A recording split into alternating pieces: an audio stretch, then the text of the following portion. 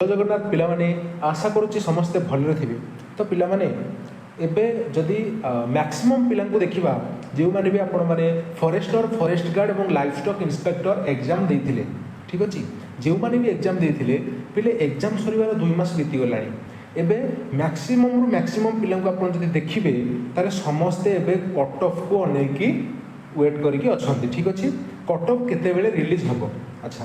कहार 90+ mark अच्छी सी कहूँ मोर selection पक्का कहार 75 मार्क अच्छी तो सी चिंता करुँच मोर सिलेक्शन हेब ना कारण आपण मैंने समस्ते जानते जे एनटीए रूल जहाँ अच्छी से आधार में आपणकर परसेंटाइल रिलीज हेब। तो एनटीए नीट रे यही स्काम देखा समस्ते एवं व्यस्तता भितर अच्छा प्रतिदिन सोशल मीडिया रे रील्स स्क्रॉल कर चली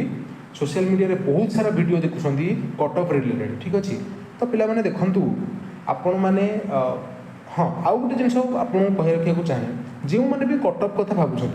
देखंतु आपणकर OSSC तरफ टीचर जो वैकेंसी थिला पिले तार आवेदन डेट को एक्सटेंड कराला ठीक अच्छे। आपण माने OSSC ऑफिशियल वेबसाइट को आसी रिक्वायरमेंट कैलेंडर जो देखिए आपण मैंने देखिपारे निहाती पक्षे टीचर वैकेंसी को आपणकर एक्सटेंड कर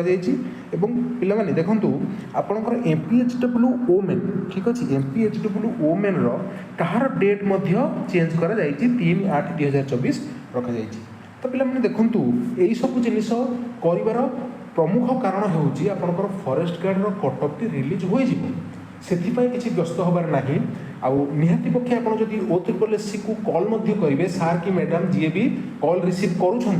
से भी कहते बहुत शीघ्र आसीज तो मैंने 7-8 दिन भर निहाती पक्षे आसो कारण OSSC आगु कही सारी यही मसरे ही फिजिकालटा करवाकू हेब परवर्ती समय आपंकर ARI अमीन एग्जाम कंडक्ट होगा जाऊँ तो निहाती पक्षे जुलाई मसरे मुझे वीडियो बनाऊँगी एवं वीडियो करी दरकार पड़े काली आउ घंटा पर आसी जाई पारे सेमती किसी कहीहेब ना कि निहाती पक्षे आसीज जुलाई मसरे ही आपणकर संपूर्ण प्रोसेसटी करा ठीक अच्छे। तो आपण मैंने व्यस्त हूँ ना जे कटअफ को नहीं एवं समय नष्ट करूँ ना कारण देखूँ आग को आपंकर RI ARI एग्जाम आसूँ जो मैंने भी लाइवस्टॉक इंस्पेक्टर एग्जाम देते फॉरेस्टर एग्जाम देते आपण मैंने जानते निहाती पक्षे +2 साइंस बेसिस तो +2 साइंस पिला माने निहाती पक्षे आपण मैंने OSSC CHSL को अप्लाई करेंगे तो OSSC CHSL प्रिपेयर करूँ ठीक अच्छे। फिजिकल कथा देखा फिजिकल आपड़ जब प्रिपेरेसन करुँच एवं आपणकर धरतु फॉरेस्ट गार्ड फॉरेस्टर रे हेउ भी नहीं तो किसी असुविधा नहीं पिले फिजिकल फिटनेसटा आपन कहीं छड़ाई नहीं पारे ना तो फिजिकल प्रिपेरेसन करूँ किसी असुविधा नहीं कट ऑफ को संपूर्ण पक्षे वेट करके आपण टाइमटा को वेस्ट न करके आपण RI ARI एग्जाम प्रिपेरेसन करूँ फॉरेस्ट गार्ड फिजिकल प्रिपेरेसन करूँ एवं जो मैंने OSSC CHSL अप्लाई करेंगे एवं देखो आपंकर SSC CGL ग्रेजुएशन कंप्लीट अच्छी SSC CGL अप्लाई करूँ है जो मैंने 10th पास लेवल अच्छा आपने SSC MTS अप्लाई करेंगे बहुत सारा पोस्ट बहुत अपॉर्चुनिटी आपंक पाखे आगु एत सब चाकरी आसू ना आगु एत सब पोस्ट नाला एवं आपण बहुत पोस्ट सरकार तरफ आसूँ तो निहाती पक्षे आपण मैंने कट ऑफ निहाती पक्षे आसीज कट ऑफ को ध्यान में न रखी। अच्छा आउ गोटे जिन देखा आपण जहाँ भी वीडियो देखिए कट ऑफ रिलेटेड तार कमेंट सेक्शन आप देखिए प्राय पिला पचारि जे मोर 74.5 अच्छी किए कौन सर मोर 80 अच्छी किए कौन सर मोर 90 अच्छी किए कौन भाई मोर 65 अच्छी तो देखूँ ये आपड़ के कलना करेंगे ना जे पर्यंत कट ऑफ न आसी मुझे आगुरी कट ऑफ रिलेटेड कही कट ऑफटा टोटाली डिपेंड कर शिफ्ट उपर ठीक अच्छे आपण शिफ्ट क्वेश्चन लेवल कौ टाइप थी आपण शिफ्ट्रे जब 70 मार्क रखिकी टॉप 10 रैंक करूँ मे भी आपंकर सिलेक्शन हो जाए तो कट ऑफ टोटाली आप भूली जातु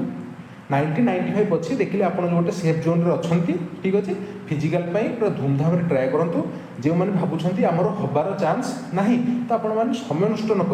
RI ARI एग्जाम हो कि अन्य कौन एग्जाम आप आवेदन कर